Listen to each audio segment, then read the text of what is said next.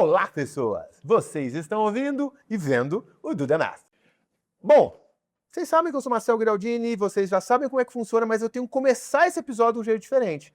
Porque esta é a segunda vez que a gente grava esse episódio e, pro azar de vocês, a gente vai tentar fazer um episódio tão bom quanto o primeiro, mas eu perdi, a técnica perdeu o áudio. Então a gente vai, de novo, tentar fazer um episódio cheio de referências estatísticas, nerd, tecnologia, cultura pop. Cara, misturou tudo. No final do dia a gente quer falar sobre segurança e adoção de IA. Tá, Lourenço? Esse é o final do dia. Quem é que tá aqui com a gente pela segunda vez no off, mas a primeira que tá indo pro ar? Nós vamos tentar. Está com a gente o Ramon Oliveira, superintendente de tecnologia do Banco Mercantil. Ramon, muito bem-vindo ao do DMF novamente. Obrigado. Fico feliz com a oportunidade de a gente voltar a conversar e tenho certeza de fazer um episódio ainda melhor. Eu também acho. Ramon, só para, sei lá, alguém que caiu de paraquedas no planeta Terra e não sabe quem é o Banco Mercantil, dá um tweet para quem está nos ouvindo. Bacana. O Banco Mercantil é um banco de quase 83 anos. Então, um banco com histórico, uma tradição bastante grande. A gente foca no público 50 a mais, que é um público que tradicionalmente não é bem atendido. Eu vejo isso, meus pais, minha mãe tem 81 anos, e eu vejo a dificuldade que tipicamente os bancos, mesmo fintechs, tá, tem de receber um cliente e atender adequadamente. Então é um banco que tem esse nicho, que a gente tenta entregar com muito carinho, com muito cuidado, e aí usar um termo que parece até um pouco assim, miguelento, né? A gente quer hiper customizar as nossas soluções para atender especialmente esse público-alvo. E um banco que vem crescendo bastante, então está ficando aí bastante conhecido. Certeza que a maior parte do público aí já conhece bem. Sim, nós não estamos falando de um nicho de muita gente, né? Porque 50 mais no Brasil, hoje estamos falando de que 10, 20, 30 milhões de pessoas? Tem um ponto importante aqui nesse aspecto aqui. A população brasileira vem envelhecendo. Eu sou de Santa Catarina, nasci em Santa Catarina. A média hoje em Santa Catarina é cada casal ter 0,5 filhos. Então, o público é um público que já é muito grande, no Brasil já é um percentual bastante significativo, e vem aumentando, e vai aumentando, e vem representando uma parcela da população muito grande, assim. O quanto a gente está preparado para receber esse percentual, essa quantidade de pessoas com mais 50? Outro ponto interessante é que eu acho engraçado quando a gente lê um jornal muito antigo, não sei se vocês já tiveram essa oportunidade, assim, uma velhinha de 40 anos é atropelada. Vocês já viram isso? Já vi. Eu me sinto meio mal, porque eu sou mais velho que a velhinha de 40 anos. Eu quero falar muito disso. Eu também. A minha sobrinha me viu andando meio de relance e falou, deixa o velhinho na frente. E ela tá falando de mim, ela falou isso. Eu fiquei um pouco triste quando ela falou, deixa o velhinho na frente, se confundindo. Mas tudo bem. A verdade é que hoje nós não... hoje, uma pessoa de 50 anos, ela conhece digital, ela conhece tecnologia de uma forma diferenciada. Imagina, a gente conviveu, cresceu com isso. Então a gente lida com públicos com diferentes características, mas que tem seus desafios. Eu não enxergo tão bem, eu estou com 43 anos, mas eu já perdi, assim, não enxergo tão bem quanto eu enxergava 20 anos, a gente vai perdendo um pouco disso. Como é que a gente oferece uma experiência boa, cria uma conexão com esse público? Esse é um desafio, que é um público um pouco mais misto do que geralmente a gente pensa no primeiro momento, mas é um público que tem que ser atendido de uma forma diferenciada. A gente vai ter muita coisa para a gente conversar hoje, hein? Ramon, eu gostaria que você contasse um pouquinho da tua história profissional. Até para o pessoal entender a quantidade de volta que a gente vai dar nos papos hoje. Tá. Eu nasci em Imbituba, gente, então eu tenho a tendência de falar muito rápido. O apelido da cidade é Zimba, porque a pessoa falava Imbituba tão rápido que as pessoas entendiam Zimba. Não me pergunte por quê. Então a gente tem essa... Então eu vou aqui falando rapidamente, mas não de forma excessiva. Eu comecei como desenvolvedor e depois comecei a ir para o papel de gestão, e há 20 anos eu estou no papel de gestão de tecnologia, tipo, começando mais na área de desenvolvimento de software, então era Java, fui professor Java, tenho bastante alunos aí que eventualmente alguns gostaram, alguns não gostaram muito, mas dei bastante aula de Java, e hoje eu tenho um foco muito viés aqui na área de banco, e na área de financeiro eu estou já há uns 10 anos focado assim, na área financeira. Ramon, pra gente, já que você já trouxe na área financeira, a gente falou um pouco do banco, hoje é um pouco difícil a gente falar de hiperpersonalização ou falar de ganho de eficiência e produtividade sem a gente entrar no tópico de IA generativa. Tem um ponto que a gente na MEF está trabalhando cada vez mais, inclusive quando nos chamam para uma primeira conversa, tá, mas Qual é o retorno desse case? Qual é o retorno desse case? Né, do caso de uso, o que você está esperando? Porque uma coisa que a gente aprendeu, estou trazendo aqui, é que muitas vezes o hype do uso estava vindo antes do que problema você vai resolver. E quando a gente conversou no podcast que a gente gravou e perdeu, mas também do nosso alinhamento, a gente falou muito sobre adoção, lições que aprendeu da adoção. E tentando começar até do avesso do que a gente fez da outra vez, porque eu acho que tinha alguns pontos bastante legais que a gente levantou, eu queria começar pelas lições. Você já está implementando, a gente vai entrar em governança e segurança, que eu sei que está todo mundo mais, mas antes da gente falar dessas coisas, o que você aprendeu colocando na produção operações que estão usando IA generativa? Quais são as tuas lições mais fortes, assim? Foram bastantes. A gente errou bastante. Eu começaria com duas, assim, depois eu desenvolveria até a resposta. Auditoria e governança. E são dois termos, gente, que não são sexy, né? Cá entre nós, a gente fala governança, fala auditoria. É chato, né? Eu tenho grandes amigos da área de auditoria, eles devem estar escutando isso, e quando escutar isso vão ficar bravos comigo. Mas não é o termo mais legal, assim. E o que eu aprendi, assim, tem um case para mim bastante marcante que foi, nós começamos utilizando o IA, como praticamente todas as empresas no mundo, muito como um assistente pessoal. Alguém que a gente conversa e te apoia, te suporta. Só que ele é uma pessoa que vai ganhando tua confiança aos poucos, sabe? Ele parece muito sóbrio. Então ele dá uma resposta boa aqui, dá uma resposta boa ali, e aí tu começa a ficar um pouco mais confortável com ele, chega uma hora, ele parece ser muito razoável. Eu acho que ele é até mais razoável que eu em muitos aspectos. Vou dar poder pra ele, na medida que tu vai criando confiança, e ali é um declive escorregadio. Porque na hora que tu menos se espera, ele dá uma surtada que te coloca num contexto muito perigoso. Então, 80-20, assim, tu tem isso aqui pra mim é um mantra, assim, tu confia 80% do trabalho nele. Mas é um termo que tipicamente a gente vai totalmente na contramão do que eu acredito como gestor de pessoa, mas no caso da IA tu tem que tutelar ela. Tu tem que revisar, tu não pode abrir mão, não cai na cilada, e ela é tentadora, tá? Ela te seduz. Eu sou um pouco curioso de coisas meio aleatórias, e uma coisa que eu tenho muita curiosidade é acidente de avião. Tenho uma curiosidade gigantesca. Tem, eu acho que é o Franco Betting, que é um engenheiro espacial, se não me engano, ou eu não lembro a especialidade dele, mas é tópico da área de aviação, que ele tinha um site há muito tempo atrás chamado Black Box, ou eu acho que esse era o nome, que tinha muita caixa preta de avião, caixas pretas com transcrição de acidente de avião. Gente, tinha uns 500. Eu li as 500. Eu sei que é estranho, mas eu li as 500. Cada uma delas, eu sempre me fascinou como um processo tão bem controlado desmoronava. Desmoronava. Como é que pode, gente? Com o processo que a gente tem hoje, um avião, um 737, ainda tem um acidente. E aí eu estava conversando com uma IA generativa, aí não no meu trabalho, em casa, e aí eu estava conversando com ela e eu estava pesquisando sobre o nível de segurança da aviação americana, que é referência global. Teve um acidente ano passado, um choque com um helicóptero e tal, mas tipicamente uma referência global. E ele me contou de um acidente da American Airlines. E eu, meu Deus, que acidente é esse? Que coisa impressionante. Pedi detalhes, ele contou detalhes, tem um problema. Quando é que eu não sabia disso? Faz quanto tempo? 4 anos? 4 anos, muito recente. Tá, mas me dá mais um detalhe, o número do voo e tal. Eu fui na internet, fui pesquisar, não tô achando, fui. Até que ele falou, desculpa, me confundi. Eu inventei algo com todos os detalhes. Parecia assim, tipo, desculpa, sou maluco, assim, eu inventei. E aí leva pro trabalho, né? Leva que a gente tá lidando com clientes, a gente tem uma demanda crítica, a gente já confiou nela, não tem a governança e não tem auditoria, e de repente ele solta uma pérola dessa. Então, esse pra mim é um item extremamente relevante. Outro ponto é, gente, que nem Jurassic Park, né? A natureza sempre encontra um caminho. Se a gente não entregar para os nossos colaboradores uma plataforma ajustada, adequada para eles utilizarem a generativa, eles vão usar. Eles vão, gente, e vai bloqueio, eles vão usar. Eles vão usar nem que seja pelo celular, e eles vão ler e vão escrever. Tá bom. Eu entrei essa eu não posso falar qual foi o banco, tá? Porque desses que é super seguro, sabe? Que o cara coloca níveis e níveis, não pode entrar.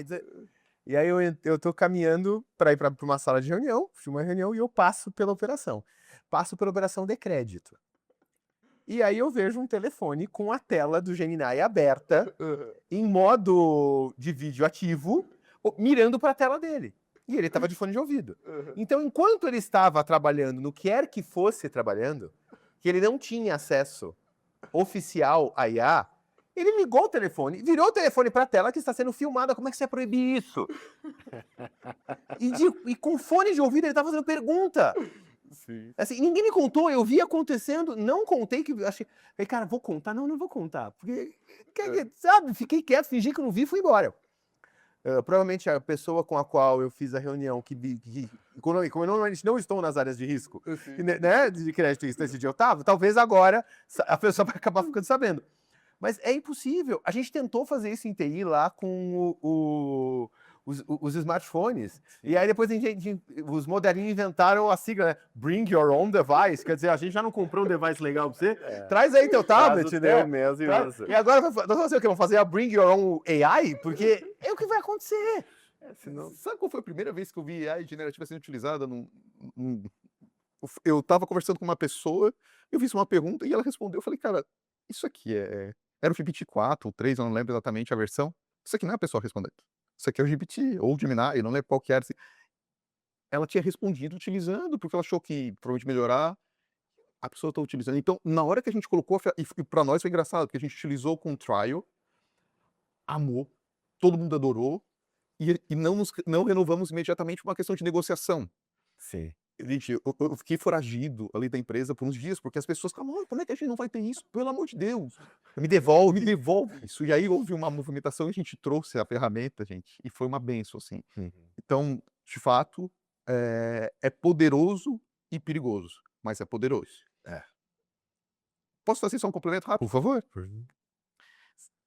Tem um potencial que as pessoas não veem na AI generativa, e assim que é hype, né? Assunto de momento, e como diria Isaac Asimov, né? A curto prazo a gente superestima, a longo prazo a gente subestima. Então isso ainda vai dar muito pano para manga, mas eu acho que a gente ainda superestimou. A gente acha que vai mudar o mundo em 26, 26. mas vai mudar em 35. Esse é o problema. E o pessoal não tem paciência, porque tem que estar dinheiro antes e tal, mas esse é dessa equação. Mas assim, pensa, o nosso cérebro, gente, ele foi criado de uma forma. Ele evoluiu para resolver problemas completamente diferentes que a gente está resolvendo agora. Então, a gente não nasceu para desenvolver, a gente não nasceu para dirigir. Esse nível de concentração, o nosso cérebro levou milhões de anos para ser desenvolvido para pensar em planos para fugir de um leão. Para olhar para uma fruta ou para uma coisa e saber se está podre ou não. É outra característica, outra necessidade. A nossa plasticidade cerebral fez um milagre para colocar a gente num novo contexto e resolver isso. Então, agora pega a IA, não. A IA, ela foi criada e é um modelo ali que foi criado para resolver um problema, e ele está evoluindo num ritmo muito bacana. O ritmo é assustador e está assustando. Espero que o modelo não encontre uma barreira, ou espero que encontre, não sei, aí às vezes fico em dúvida, mas que ele não encontre uma barreira, que ele pare com esse nível de evolução. Mas se continuar com esse nível de evolução, a gente olha no horizonte de médio prazo, é assustador. E não é assustador porque ele faz coisas que a gente não consegue fazer. Porque, gente, sei lá, uma retroescavadeira faz coisas que a gente não consegue fazer. Ninguém está assustado com uma retroescavadeira. Meu Deus, que retroescavadeira. Só que ele, eventualmente, ele vai fazer coisas que a gente não é capaz de entender. E esse é o momento que preocupa, que não existe ainda, que em outros domínios específicos, como o xadrez, já acontece, eventualmente, ele faz um movimento, tu vai entender, tu estuda para entender alguns dias, e aqui é a virada. E como a gente está no começo da fase que a gente superestima, os resultados ainda são um pouco aquém do que se gostaria no primeiro momento, eu vejo um pouco de frustração. Mas olhando o horizonte de crescimento, olhando o Gemini, como que ele está avançando, os benchmarks, olhando o 3.1, compara o 3.1 com o 3.0, que é de 4 meses atrás, não quero me confundir. Então, esse caminho do eu não consigo entender ele, se aproxima. Mas você fala do xadrez, eu não sei, eu vou convidar quem está na audiência para assistir o AlphaGo. O AlphaGo, ele é só o Transformer, né? Ele não é todo o resto, o Transformer é só um método de aprendizado, mas o AlphaGo me assusta. Porque o que ele consegue fazer com o Go, quem tá boiando, o Go é um jogo, seria o xadrez da Ásia, né? Só que ele tem só, tipo, algumas centenas de vezes mais combinações de jogadas possíveis.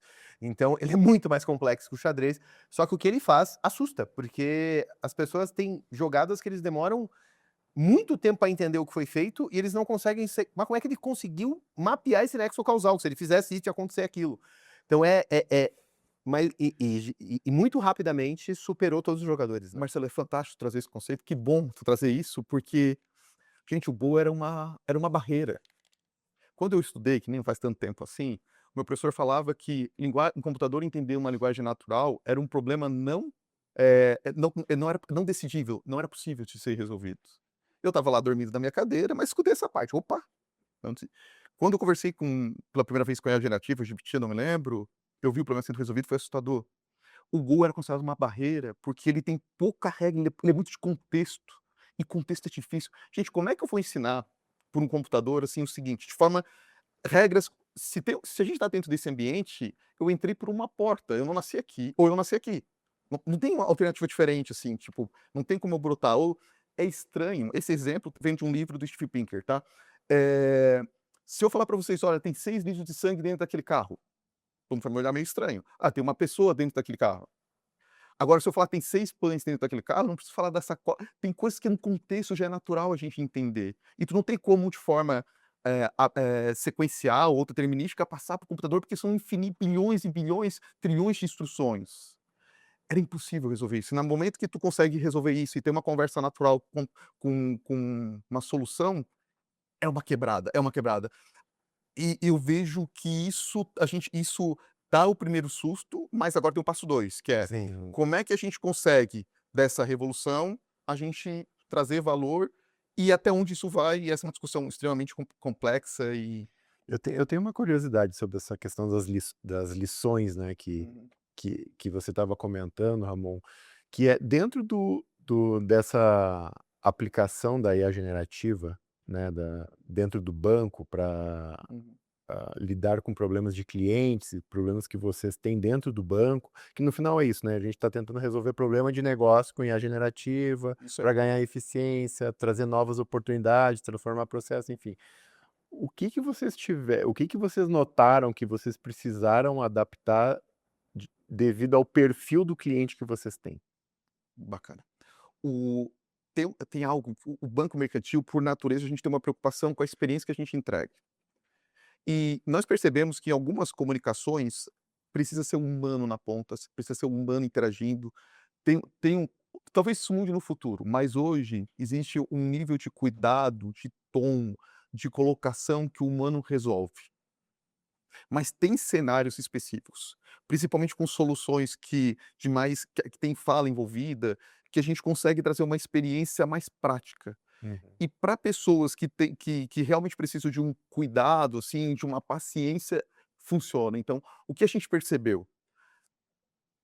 É, tu tem que olhar muito o domínio do problema. Não quero parecer técnico, mas tu tem que olhar muito o domínio do problema para entender se aquela solução, se ela vai realmente chegar, porque olhando no primeiro momento, cara, vai atender, vai ser bom, vai ser bacana. Mas quando tu vê nos nuances, a gente perde um pouco. Então esse é um aprendizado nosso às duras penas. A gente lançou soluções que não tracionaram. Parecia era bonita, mas não criava conexão. E a gente percebeu que criar uma interface direta não ia funcionar. E aí a gente teve que regredir. Codificação, um pouco mais técnico, não exatamente na ponta, mas o banco mercantil ele busca oferecer uma solução, com um preço muito competitivo. Gente, isso pressiona muito a tecnologia por eficiência. E quando a gente pensa em eficiência, um custo que nós temos é aquele trabalho operacional que poderia ser automatizado. Existe muita preocupação em substituir profissional por inteligência artificial generativa. Eu não vejo isso. Eu vejo que a gente consegue mover as pessoas de trabalho muito braçal para trabalhos muito mais onde a criatividade e o nível de contexto humano ainda é diferenciado. Então tu consegue tirar mais potencial. Eu vejo muito mais uma movimentação do que uma substituição. Uhum. Mas na codificação, especificamente, a IA generativa ajudou muito na eficiência. Hoje, grande parte do código, principalmente aquele começo do código, que era repetitivo, que era chato, era como se fosse um template repetitivo, mecânico, a gente consegue dar um up para o desenvolvedor. A gente não tirou o desenvolvedor, ele está lá. Só que ele não faz aquele trabalho que é trivial, que é bobo, e ele já entra no momento de revisar, de garantir, fazer a tutela e tal, o próximo passo.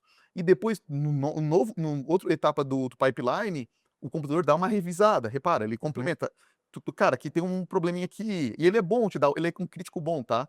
E no último passo, a gente revisa de novo, porque o humano, né, human in the loop, né, a gente tem que estar no loop ali de novo, e a gente revisa. E aí chega.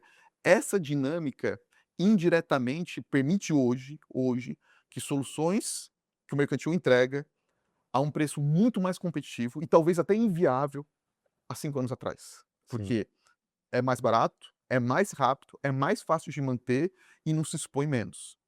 Gente, hoje o desafio da cibersegurança é global, é exponencial, é muito mais complexo, muito mais profissional os ataques hoje na área de cibersegurança do que eram há 5 anos atrás. Então, a velocidade também gera consequências. A velocidade, ela pode abrir flancos, né? A mudança, ela é linda, mas às vezes ela também gera vulnerabilidades. Então, isso também permitiu a gente ser mais rápido, sem nos expor. Essa equação permite que o app hoje que a gente desenvolve e entregue para cada um dos nossos clientes tenha viabilidade. Tá. E eu fico muito feliz de falar isso. Eu queria pegar uma carona no que tu trouxe, já esqueci da pauta. Queria pegar uma carona no que tu trouxe, que eu gostei, que a gente tá percebendo bastante, assim, a gente tá... quando a gente tá falando da camada mais técnica, aí a gente começa... Tô pegando até alguns cases que a gente tá recentemente colocando no site, mas a gente pega ali uma coisa mais para assim, auditoria de Lighthouse e SEO. É do tipo tirar 90% do uso humano. É já entregar o código. Cara, muda isso. Em alguns lugares com acesso ao Gira, tá aqui, já põe na fila para mudança. Já executa. Não, assim, tem lugar que a gente deixou o humano para validar se o código faz sentido. E aí o uso humano, ele leva um shrinks, né? A gente reduz muito o uso humano. Continua tendo human in the loop nesse caso, Sim. mas bem reduzido e com uma taxa de eficiência e eficácia altíssima. Mas ainda tem um ponto na hora da interlocução com o ser humano do outro lado. E aí eu vejo 2 perigos. Eu vejo um primeiro perigo que não está multimodal. Então, alguém sobe o tom de voz, alguém é sarcástico do outro lado, ele ainda tem dificuldade de entender. Ele vai depender de entender depois de um certo tempo. E aí tem hora que é para o atendimento e ouve a pessoa. Esquece o processo. Ela só precisa... a pessoa está muito frustrada. Então, ouve um pouquinho, não tenta dar a solução. Depois que ela acabar, né? E assim, você vai em qualquer call center, a pessoa tem esse processo. Você colocar esse processo, subiu. O que é subir o tom de voz? O que é ficou mais ríspido? Né? O que é espera um pouco, tá? Mas me conta mais sobre isso. Você não precisa saber mais. Finge que precisa. Essa nuance, a gente não chegou lá ainda. Eu acho que vai chegar. Não sei quando, porque tentar precisar prazo é loucura. Mas nesse momento, enquanto a gente está gravando no começo de 2026, nós não chegamos lá ainda. Por outro lado, tem outra coisa que ainda me preocupa, por isso que eu fui querer pegar... A gente nem estava para falar de segurança, mas eu gostei de segurança. Porque eu vejo 2 vertentes importantes de segurança. Tem 2 coisas que eu percebo que vira trend. Eu até testei isso num vídeo meu agora. Eu lancei um vídeo, coloquei um vídeo nas minhas redes falando do jeito mais fácil, quando saiu o estudo, agora não dá mais para fazer, mas o jeito mais fácil de burlar, e qualquer AI, e nós estamos falando qualquer, DeepSeek, Moonshot, OpenAI, Anthropic, todas caíram, era falar com eles em parábola ou em poesia com métrica. Se você escrevesse uma poesia com métrica, porque uma das coisas, né, todas as AIs respondem por espelhamento, então, quanto mais você coloca de esforço no seu prompt de entrada, né? Por isso que System Prompt é tão importante, porque de vez em quando a pessoa vai colocar pouco, então você coloca o contexto antes. Então, mas quanto mais... Quem não entendeu o System Prompt, o Lourenço e o Dutra deram uma baita aula sobre isso, depois vão lá e procurem no site da MEF. Tá? Não vamos, senão a gente não vai acabar hoje. Mas, né, ele vai espelhar. Então, se você foi lá e colocou mais esforço, ele vai espelhar. Então, se você falasse por poesia com métrica, ele ia espelhar a resposta com poesia métrica. E aí ele ia fazer o que você falou para ele não fazer. Tá? Tem plataformas, a MEF tem a dela, várias empresas têm a sua. Você pode colocar guardrail para fazer 0 ou 1 no ponto disso. Mas assim, mesmo assim, você aumentou a chance de dar problema. Então, eu acho que o Human in the Loop, em alguns casos, acho que tem a segurança perimetral e de dados que precisa ter IA como alavanca, mas a gente está criando uma nova camada que é a segurança da própria IA. Porque se a pessoa aprende... Porque eu falei, isso viraliza muito rápido. Foi o meu conteúdo que mais viralizou. E ele nem era o melhor. Mas é isso que as pessoas vão até... Foi assim, 2.000 em um dia. E meus conteúdos são meio técnicos. Eu não chego a 500 num dia, sabe? E ele nem era tão bom. Mas falava de algo que viraliza, que é como hackear IA. Se isso é uma coisa que vai ter muita entrega, é porque tem muita gente querendo saber. Então, o Human in the Loop nessa hora ajuda. ele trava uma camada de hacking que a gente ainda não tá pensando. Não, isso aí não podia. Delete isso aí. Deixa eu te falar algo que é um ponto super chave isso, e eu até queria te colocar numa outra perspectiva, o que eu tenho medo da inteligência artificial, tá? E eu não quero fazer propaganda de um tópico, o público aqui já é um público mais selecionado, então é um tópico que eu colocaria. Não sei se vocês já ouviram falar, que tem até um best-seller nos Estados Unidos sobre, é um livro que alega que é possível se alimentar da luz. Eu sei que é difícil acreditar, gente. Obviamente que na minha leitura qualquer pessoa séria não acreditaria, mas é um best-seller. E tem muitas pessoas que acreditam que é possível se alimentar da luz, assim. Não quero entrar no mérito disso, mas mostra, assim, que é um absurdo, gente. E tem gente que acredita e aquilo é meio que alimentado, assim. E isso, quando O cara chegou que eles vão durar pouco, né? Darwin vai ajudar nesse aspecto. tem esse ponto, o problema é que envolve crianças, às vezes, Aí é ruim. é complicado. Aí chegou a rede social. Aí quando chegou a rede social, ela cria nichos e silos, aonde pessoas com ideias, eventualmente, eu não quero ser, não sou arrogante, mas, gente, é loucura. Mas tudo bem, a Terra não é plana e ninguém se alimenta de luz, gente. Pelo Desculpa. amor de Deus, é loucura. A base da meta-ciência, você acredita nisso e tá vendo, pode ir embora. Desculpa. Você tá no podcast errado. É loucura, gente. Não tem como eu colocar. Só que eles se agrupam e aí retroalimentam, ganham confiança. Então, esse ponto de retroalimentar a loucura é muito perigoso, gente. É perigoso num nível que é difícil imaginar a escala que isso é perigoso. Agora, todo mundo que já conversou com o GPT, com o Gemini, vê quem tem uma tendência de concordar e reforçar de uma forma absurda. Hoje, eu estava escrevendo um prompt, eu escrevi errado, e aí eu falei, tal fato é verdade. Eu não tenho contexto, não tem nenhum nada para fazer adicionalmente, ok? É verdade? Era um ponto assim, eu escrevi errado na janela, e ele confirmou isso mesmo. Mas assim, não tinha sentido nenhum, ele confirmou porque ele confirma. Tem uma história que viralizou, que uma pessoa estava pesquisando ali, eu não lembro exatamente qual que era a LLM, mas nem quero lembrar mesmo, acho que é bom, não precisa citar especificamente. E ela falou, e a LLM falou mal de sódio. Olha, sódio pode fazer mal, tem uma quantidade específica de sódio que faz bem, mas mais que isso pode fazer mal. Só que a pessoa foi explorando, eu não sei como, a LLM recomendou ele se alimentar, substituir sódio por cromo. E cromo é tóxico, gente. O cromo era muito utilizado há 150 anos atrás.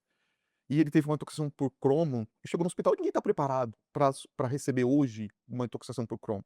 Ele demorou muito para ser diagnosticado, foi diagnosticado, ele, lembrou, eu tô com... E aí, eventualmente, a pessoa foi... Mas o que eu queria trazer aqui, o ponto é, talvez a coisa que eu mais tenho medo hoje é que ideias absurdas estão sendo elogiadas com ótimo ponto. Que pensamento interessante. Isso realmente é excelente. E aí, depois, pode vir até uma crítica, sabe? Gente, a gente está alimentando muita ideia. A gente lançou a expressão ideia de jirico, né? E isso é perigoso, gente. É perigoso em corporação, em empresa. Isso é perigoso em uso pessoal. E essa tendência de afago, ela vai gerar consequências. Lourenço, quando a gente... Eu concordo 200%. Mas quando a gente coloca isso numa empresa, se a gente colocar guardrails e definições, a gente pode tirar isso da personalidade, né? Mas eu duvido que alguém faça isso no particular, né? Não, no particular. Por isso que eu acho que é tão difícil, né? É tão desafiador a gente implementar isso no corporativo, né? Porque no corporativo a gente tem que se preocupar com muitas coisas, né? E aí eu gostei muito da parte da jornada ali da implementação da IA, e eu tenho uma outra curiosidade que eu acho que é muito pertinente para quem está junto com a gente acompanhando o episódio, que é o que vocês, nessa jornada até agora de implementação, né, da IA generativa e colocar em produção, que a gente sabe que é um desafio, né? Porque a gente vem passando por desafios diferentes agora com a IA generativa, mas eles acabam replicando coisas que a gente já passou no passado, né? Então, foi o Go to Cloud, o Big Data, enfim.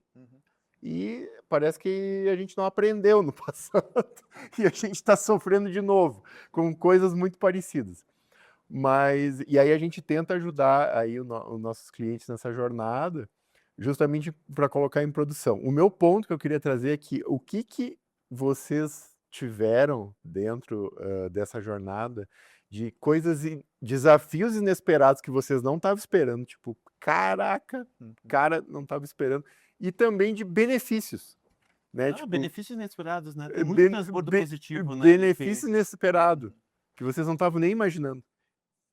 Eu percebo que para IA funcionar bem, para ela entregar valor, tem que ter uma base, um fundamento em qualidade de dados, que em algum momento a gente talvez não o mercado de forma geral não colocar, não perdeu um pouco o foco, que voltou muito forte agora. Gente, se tu coloca dados inadequados para alimentar o resultado, é catastrófico. Então essa é uma dificuldade. Eu entendo que o mercantil teve uma base, uma estruturação bem acima do que eu vi no mercado anteriormente, e isso facilitou. Mas ainda assim, a gente teve que cuidar. É algo que a gente tem que cuidar e tem que cuidar cada dia para evoluir. Esse foi um desafio. Sobre eventos positivos não previstos, eu vejo que tem algo de inteligência emocional que pode ajudar na inteligência emocional, e aqui ainda com o uso inicial como assistente pessoal, que a IA ela é muito bacana.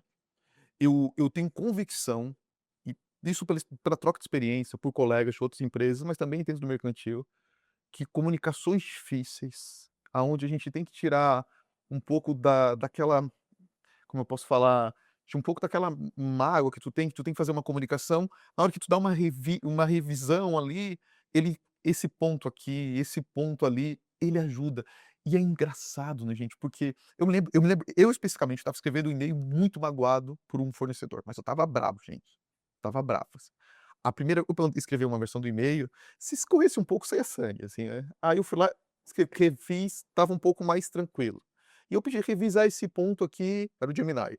Tem alguma palavra aqui que poderia ser, ela trouxe 3 pontos, assim, eu: "Caraca, faz muito sentido, faz muito sentido". E nem era a última versão, tá, eram versões, um pouco mais antigas.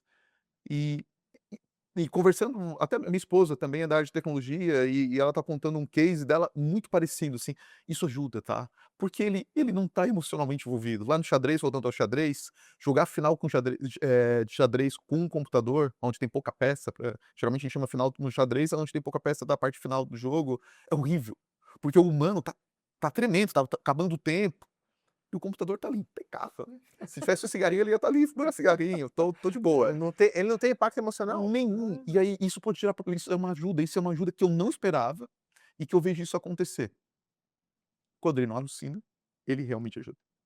Tem uma coisa que eu acho interessante no que tu trouxe, dele te ajudar no pessoal, no dia a dia. Tem algo que a gente está usando, de forma mais geral, dele conseguir clarear entendimento.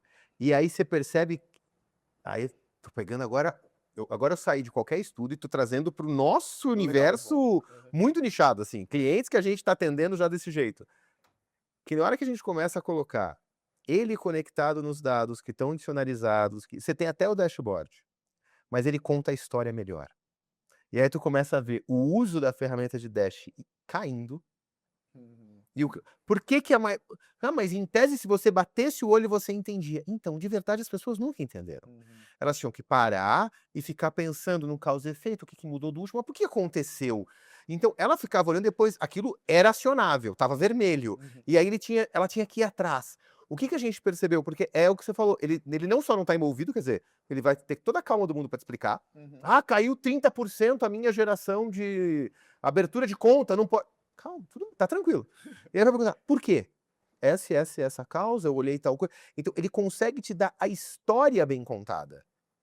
E em tese, essa de transbordo positivo que eu acho muito legal, porque o que que a gente imaginou? A gente imaginou que quando você colocasse isso, as pessoas iam fazer a segunda ação.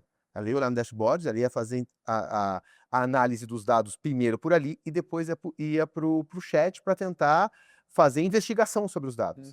O que aconteceu é exatamente o contrário. Então a gente acabou tendo um transbordo positivo de reduzir licença de alguns produtos.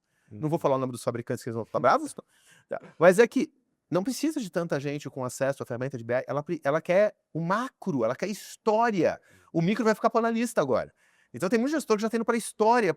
É um transbordo super positivo, porque ela conta história muito bem. Aí a gente tem que garantir que não alucine. Esse é um ponto bom, né, uma das minhas responsabilidades no banco é observabilidade. O banco, gente, a gente é um banco com capital aberto, a gente tem ações na bolsa, a gente divulga o resultado trimestralmente.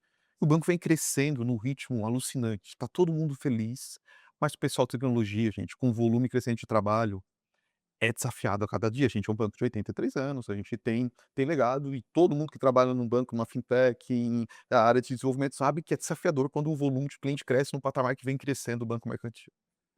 Então, tem algo em observabilidade que, só para dando um contexto rapidamente, sem ser muito técnico, é a capacidade, simplificando o monitoramento, monitorar um comportamento, se é normal ou atípico, porque se for atípico pode ter um problema. Nós somos péssimos estatísticos, por natureza. E a gente precisa se policiar, porque a gente tem tendência de encontrar padrão aonde não existe e não perceber. Ah, deixa eu fazer um parênteses, que eu não Claro. acredito em você agora. Se ele acreditar, não é verdade que a gente encontra padrão de assista o número 23.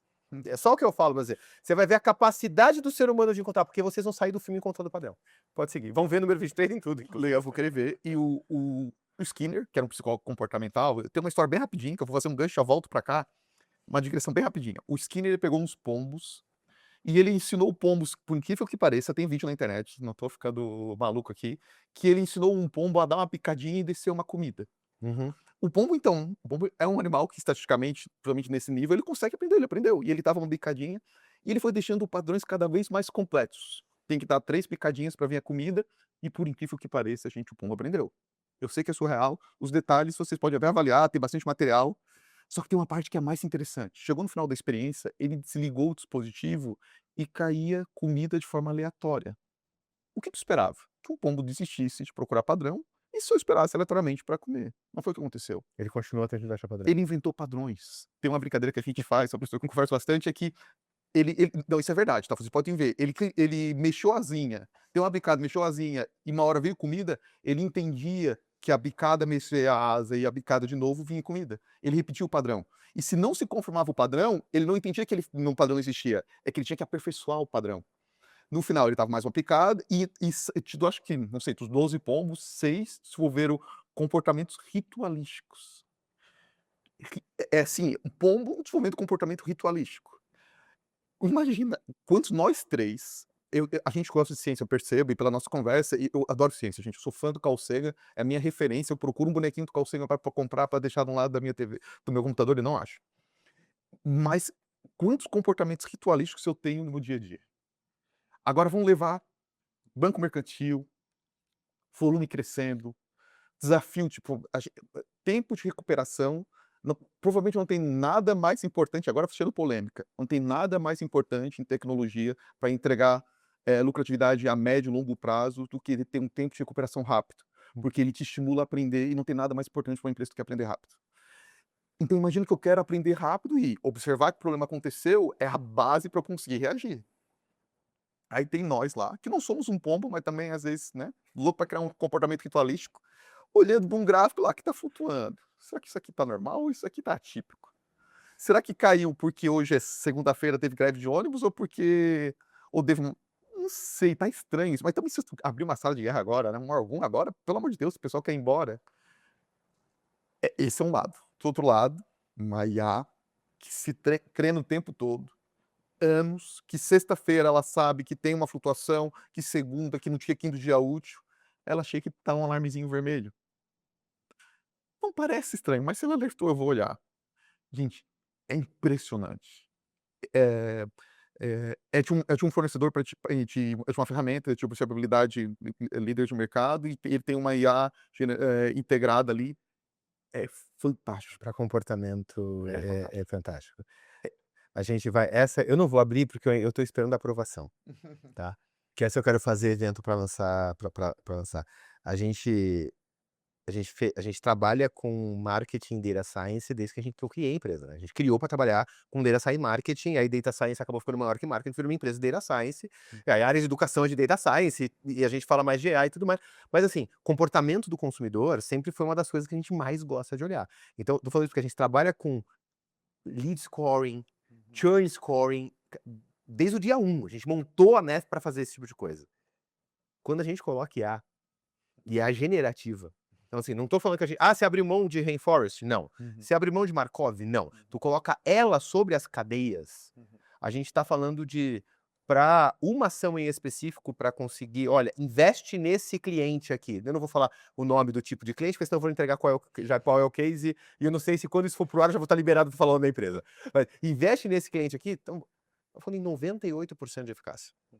Ó, investe aqui, pode, ou coloca o teu principal vendedor, ou já aciona na campanha, cara, porque esse vai, 98% de eficácia. Assim, a gente não tinha nada parecido antes disso. Então, a capacidade que ela tem de abstrair os dados, olhar a história inteira e dar um ranking acima do que você esperava para comportamento normal, eu acho que eu não.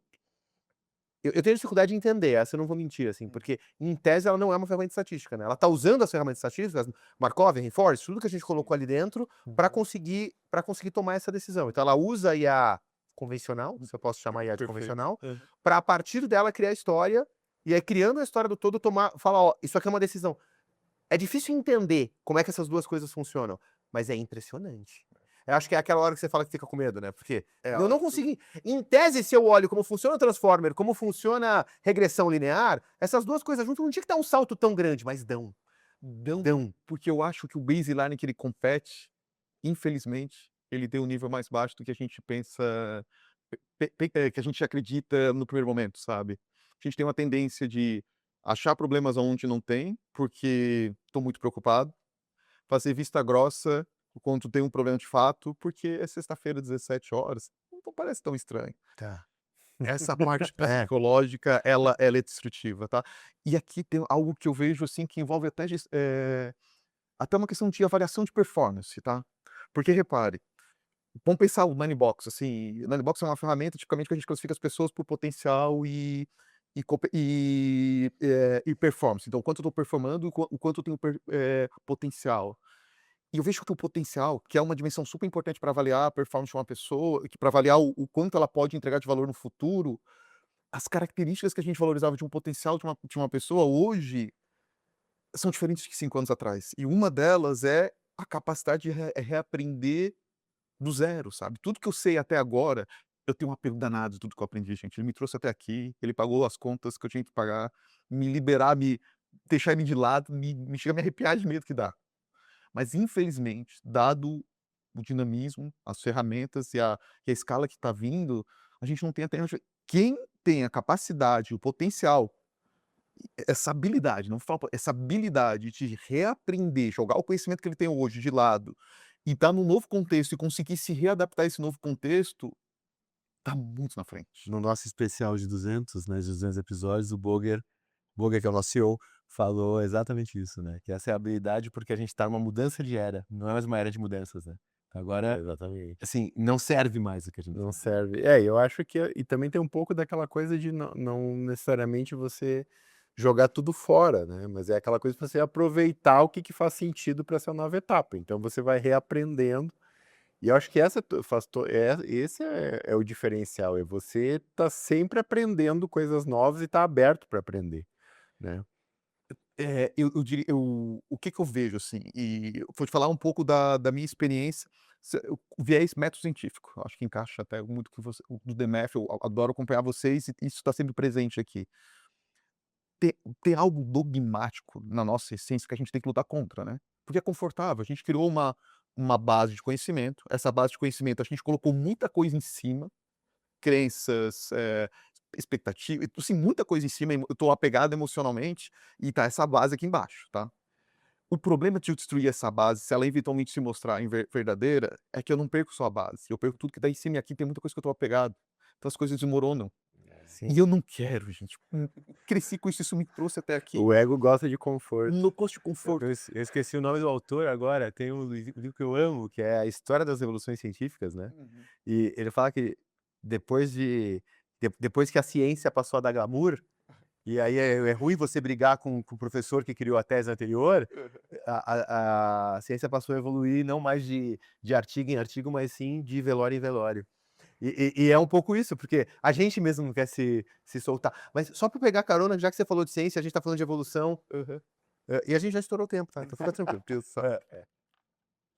Daqui para frente, quando você olha onde a gente está, então vamos só datar o episódio, porque essa pergunta eu tenho que datar. Chegamos no final da pergunta, estamos em fevereiro de 2026, tá, gente? Então, vamos datar. Então, daqui para frente, quando você olha para frente, o que você acha que são as tendências que vão ditar ritmo, não só para o mercado financeiro, mas que vão ditar risco em todo o mercado do conhecimento, pessoas que trabalham com conhecimento e informação? Eu vou dar uma resposta um pouco mais macro. Previsão é uma arte ingrata, né? Ela é ingrata, gente. Porque eventualmente é muita variável, tem emoção envolvida, tem interesse envolvido, a gente tende a enviesar. E eu vou tentar falar de um horizonte mais alongado. Quando a gente pensa em agentes e de que é uma tendência que aconteceu em 25 e que em 26 parece se fortalecer, tu começa a estar mais autonomia, ele toma decisão, e na medida que ele toma decisão, tu tem que ter guarda-reios, uma governança, uma rastreabilidade, uma auditoria maior. Só que repare que aqui é um jogo, é um peso e contrapeso. Existe no capitalismo, existe na democracia, e para ser saudável, não é só um peso de lado, mas não é só um contrapeso do outro, porque senão desmorona, né? Se ficar tão governado, mas que não traz valor, qual o sentido que faz? Fica chato e não traz sentido, não traz valor, então a gente vai abandonar, morre. Por outro lado, se ficar ingovernável pode até entregar valor por um tempo, é insustentável, caótico. Eu vejo uma tendência natural dos agentes pressionarem, cada vez evoluírem mais e pressionarem por terem mais liberdade. Na medida que vai ganhando confiança, isso me parece ser uma próxima revolução, tá? Os agentes começarem a ter um nível. Eu quero fazer só um asterisco aqui. Alucinação por conceito, por definição de um modelo, é impossível. Eu vou queimar minha língua aqui no futuro, né, quando eu ver esse vídeo, mas por conceito, por premissa, é impossível de eliminar. Então ele vai estar presente. Não, você não vai queimar o áudio. Isso tá no artigo da OpenAI do final de 2025, onde eles explicam o porquê alucina, porque treinou na internet, e a internet, só para pegar exemplos que a gente já deu, a internet diz ao mesmo tempo que a Terra é plana, e o óbvio, que a Terra não é plana, que a Terra é esférica e tudo. Então, ele tem na própria composição dele o contraditório. Então, a base de treinamento do LLM traz o contraditório, estatisticamente traz o contraditório. Então, em algum momento, ele deve contradizer o que ele está dando como verdade. Só para fechando o momento nerd, mas assim, tudo vai queimar a tua língua. Você tá seguindo o book da OpenAI. Ou a gente Se vai queimar, é a dele que tá queimando. cai junto, né? É. Qual que é o ponto? Eu vou voltar pro xadrez, mas a última vez, porque a conversa está terminando, o Kasparov perdeu o match contra o Deep Blue, um computador da IBM, em 1997. Teve uma partida especificamente que foi talvez a gota d'água ali. O Kasparov era melhor que o Deep Blue em 1997, falando uma pessoa que não joga xadrez tão bem, mas que tem uma opinião dura sobre o assunto. O Kasparov era melhor que o Deep Blue em 1997. Não era, e a gente não é mais, faz mais 20 anos que a gente não ganhou de computador, um grande mestre contra um computador ponta, assim, talvez 15 anos. Mas na 1997 a gente podia ter ganho aquela partida. Mas aconteceu algo numa partida específica que o Kasparov estava com o jogo ganho, passou pro Deep Blue, ele ganhou uma partida, e ele perdeu na melhor ali, mas ele ganhou uma. E o Deep Blue demorou, sei lá, 40 segundos para jogar e fez o movimento. E desistiu na sequência. Qual que era o ponto? O Kasparov não entendeu aquele movimento e ele tem um time, tu tem segundos, tem pessoas, um grupo de grandes especialistas de grandes xadristas que ajudam a analisar a partida, e eles se sentaram do lado e na hora já começaram a conversar que movimento foi esse. E até o sexto, sétimo movimento não fazia sentido. É exponencial, gente, exponencial é um número gigantesco, então até o sexto movimento, sétimo, não fazia sentido. E aí o Kasparov pensou, caraca, ele tá chegando ao sétimo, oitavo movimento aqui. Por isso que a gente não tá. Porque, a priori, ele não faz algo que não faça sentido. Então ele chegou ao sétimo, oitavo movimento aqui antes de desistir. E aquilo ficou na cabeça do Kasparov, se eu não me engano, tá na biografia dele, se eu não tô inventando, tá na biografia dele. E aí ele foi jogar a outra partida. Eu tô jogando com alguém que tá chegando no sétimo, oitavo nível aqui. Isso é uma loucura. Um humano chega em alguns. O Kasparov tem um movimento dele que é famoso, que ele pensou 7 casas na frente, 6 casas, não me lembro certinho, mas ele pensou. Mas é muito. Tipo, é porque o Kasparov é um gênio, né? Então e é muito assim, é contingencial, assim, então aquilo machucou ele. Hoje, o que a gente faz? A gente pega no xadrez e se eu for jogar hoje, eu acho que é o Stockfish, que tá lá em cima, deve estar 1000 de rating em cima, melhor que o Magnus Carlsen, agora não é mais campeão do clássico lá, mas que é uma referência, deve estar 1000 de rating acima, na frente dele, assim. Hoje, quando o xadrez faz um movimento, tu para e tu vai estudar. tem aberturas que foram ressuscitadas porque o Stockfish ou grandes máquinas começaram a utilizar. E ninguém entende por quê no primeiro momento. Então tu para e estuda. O que eu vejo, e é uma tendência que eu acho que em algum momento vai surgir, principalmente se o modelo não chegar num limite por algum motivo que a gente não está vendo, é que a gente sai do modelo que a gente tutela, e isso vai ser uma revolução, tá? Porque a gente não colocaria uma inteligência artificial para pilotar um avião, principalmente sem tutelar ela. Vai chegar um momento, e é uma virada, e essa virada, eu acho que a sociedade meio que tem que se reinventar, ela vai ser, que é tu passar a seguir o que ele fala para entender depois. Isso não acontece hoje. Hoje seria insano alguém dar na mão do computador e seguir ele. A gente vai para o despenhadeiro. Mas vai chegar um momento que talvez isso aconteça. Daqui a 10 anos, daqui a 5 anos. E aí, esse é o momento que eu paro, sigo, porque eu não sou bobo, às vezes o tempo é um fator importante. A gente sabe do risco de alucinar, então isso também tem que estar na equação.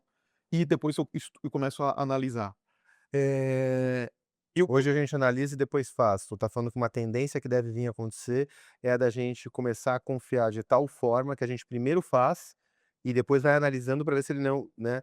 E eu começaria, eu acredito que isso vai começar primeiro em nichos específicos, ela é meio específica, assim, um domínio de problema específico, médico, Um SLM até. é o de repente. SLM, específico aqui, vai começar por ali. E a tendência natural, passo a passo, é ser amplo. E, gente, imagina o impacto que isso vai ter. Quando a gente fala sobre especialidades científicas, é muito difícil pegar o maior especialista hoje de matemática, sei lá, de astrofísica, vai conversar com o maior especialista de medicina hoje, é difícil eles conversarem, porque É tão diferente. há 100 anos atrás, o maior especialista de uma disciplina, eventualmente 200 anos atrás, era o maior disciplina da outra, geralmente era um gênio. Era um gênio Da Vinci. Da Vinci era gênio em diversas áreas. Ele não precisava, porque estava na cabeça dele, conseguia integrar. Hoje a gente não consegue integrar, porque as pessoas não vão ter 15 minutos de assunto. Sim, a gente tá tão especialista que a gente perdeu a visão do todo. E aí é outro ponto que eu vejo que para mim é revolucionário. É no momento que tu coloca uma IA por cima, que vai conseguir criar essa conexão. Deve ter muito insight que hoje, gente, tá na cara do Google e a gente não vê. Não vê porque a gente não consegue conversar. Muito bom, muito bom. Pena que acabou nosso tempo. Acabou o tempo. Ramon, muito obrigado por ter topado gravar com a gente pela segunda vez. Tá? E quem está aqui nos vendo percebeu uma mudança de cenário? Sim, nós estamos na estrada, nós viemos para BH fazer essa gravação. Então, obrigado por me receber na tua cidade e muito obrigado por gravar com a gente pela segunda vez. Marcelo, eu achei tu corajoso me chamar 2 vezes, agradeço. Espero que tenhamos mais oportunidade. Muito obrigado. Foi um prazer, sempre um prazer conversar com vocês. Aprendo bastante. Obrigado mesmo. Quem pôde conhecer um pouquinho mais do Banco Mercantil, tem um monte de maluco lá como eu, mas é um banco que busca entregar valor. A cada dia a gente acorda e a gente entende que está conseguindo evoluir a cada dia. Então, me deixo bastante feliz. Obrigado. Bom, chegou até aqui, curte, comenta, compartilha. Você teve um monte de insight, a gente deu um monte de referência. Deve estar em algum lugar anotado aqui embaixo boa parte das referências. E só para dar uma última, para quem chegou aqui ainda vai ter um presente, ó. O Ramon estava falando aqui no final bastante sobre esse último desafio, que é ter essa visão do todo. Então, provavelmente quando esse episódio for pro ar, eu já ministrei uma aula sobre a necessidade da gente ter visão sistêmica em planejamento de AI. Vou deixar o link aqui embaixo também. Vai lá e assiste. Valeu.